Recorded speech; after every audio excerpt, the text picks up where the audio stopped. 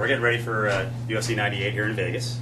Interesting setting. I was hoping you were going to stay in the bed. I was really looking forward. I wasn't going to climb in there with you, but I thought it would be a good time. It is 3 o'clock, and now is my rest. It's your nap time?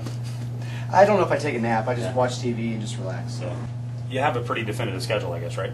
Yes. Okay. 2 workouts a day. Whatever they've got on the press times when I do my press stuff, and yeah, like right now would be rest. Okay. Trying to set my workouts out in the evening to where it's fight time. You know, of course, the time I've been on is 2 hours later.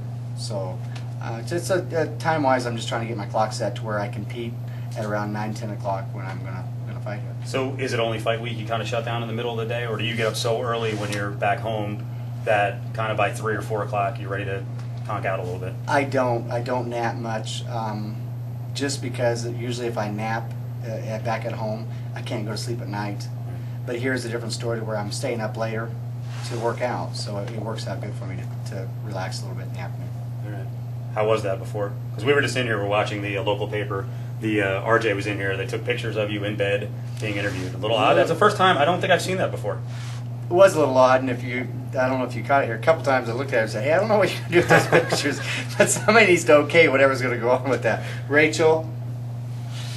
So we'll see. I'm not worried about it. I mean, whatever. They seem like good people, so I'm sure whatever they're going to turn out is going to be fine. I was getting worried. You were starting to enter Frank Trigg territory on the couch, that whole thing. I know you don't want to do that. We know. Hey, we know you and Frank are buddies. You're the one that wanted me to stay in the bed, so I don't know. You're the one with the questions. Yeah, I was taking my shirt off. I was ready to climb in. Hey, you know, it's like Barbara Walters did that kind of thing. That's a top-notch interviewer. There you go. So I want to talk about Serra a little bit from the angle I've been pushing to people is kind of that whole Midwestern values thing versus kind of the loudmouth Northeastern guy. Am I playing it wrong on that? I think you're correct. I think it comes down to we're just two different people.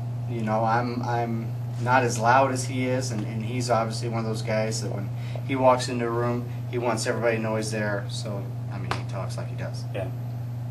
Are you tired of talking about it? Pretty much. You know, I'm trying not to get all mental about this. I don't want to walk in that octagon and run on emotion. I want to run on instinct. So I mean, you know, I'm just not talking about it much and not thinking about it much. Would you say Trigg is the last person you kind of really had a dislike for, kind of on this level, where you had to control your emotion? Definitely. You know. And that's one of the only ones, Trigg and Serra, the only two that have really tried to get personal with me. Everybody else has been real respectful. Did you control your emotion in both of the fights with Trigg? I did up until Trigg hit me in the groin and didn't stop. That was the first time ever in a fight where I actually got mad, and when I got on top of him, he gave me his back, and I tried to go for a choke, and then he rolled back and gave me mount again when I was on top of him. I was actually pretty happy because I got to hit him more.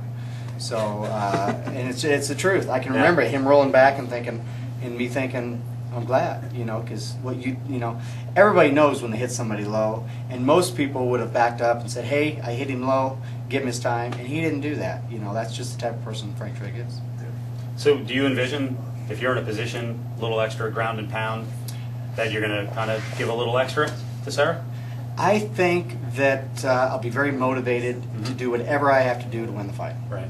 So that's a yes. And there's also some other drive here too. I mean, you don't hear a lot of times fighters say, you know what, my family's kind of into this fight. My wife is into the fight. Have you been misquoted on that, or is your wife really into the fight? She's into the fight. She'll be here tomorrow, and she doesn't like the things that he said. So that's a true statement. About you, or just the way he carries himself? I can definitely deal with the way he carries himself because I realize that everybody's different. Right. You know, and he grew up in a lot different environment than I did.